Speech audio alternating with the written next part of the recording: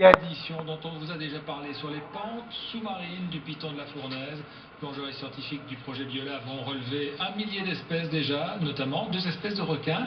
Ils sont surtout arrivés à la conclusion que le récif corallien sur lequel ils ont travaillé est aussi riche et important que celui de l'ouest de l'île et qu'il faut donc absolument le protéger.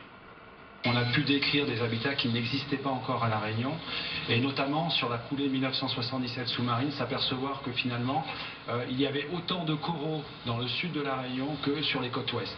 Alors c'est un élément important dans la mesure où cette notion de présence des coraux est extrêmement favorable, parce que ces coraux sont la source probable, et les poissons, de ce qui va permettre d'alimenter les récifs de l'ouest ensuite. Donc c'est une zone extrêmement importante à préserver, en particulier au titre du patrimoine de l'UNESCO par exemple. Voilà pour les premiers résultats de cette aventure scientifique. Voyons maintenant concrètement comment ont procédé les plongeurs et les scientifiques.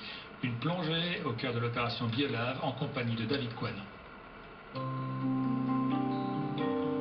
C'est une plongée dans l'inconnu, pourtant si proche, juste sous les pentes du volcan.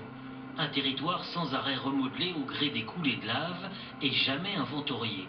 Alors ces scientifiques se livrent à un ramassage en règle de tout ce qui nage, rampe ou s'accroche dans ces eaux.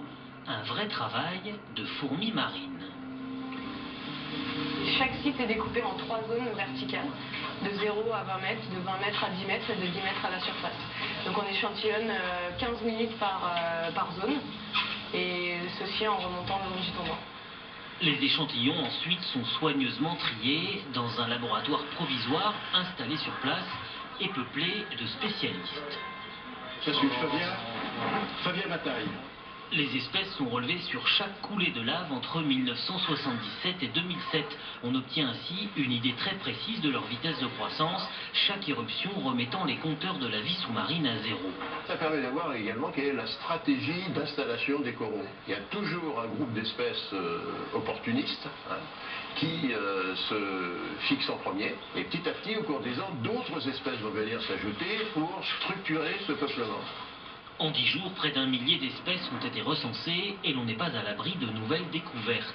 C'est la première fois qu'on la trouve ici à La Réunion. Voilà, c'est une belle algue rouge chez la tigneuse. Car la côte sud-est de l'île est particulièrement méconnue. Cet inventaire de la biodiversité était donc indispensable. On doit effectivement tirer des leçons de ce que l'on observe aujourd'hui sur les coulées de lave, pour entreprendre par exemple des observations de restauration des récifs coralliens sur Saint-Gilles, ou alors pour accompagner le mieux possible le projet de la route du littoral avec les récifs artificiels, la création de zones de pêche et d'aires marines protégées. Le premier bilan de cette campagne montre une profusion de coraux, mais une grande pauvreté en poissons.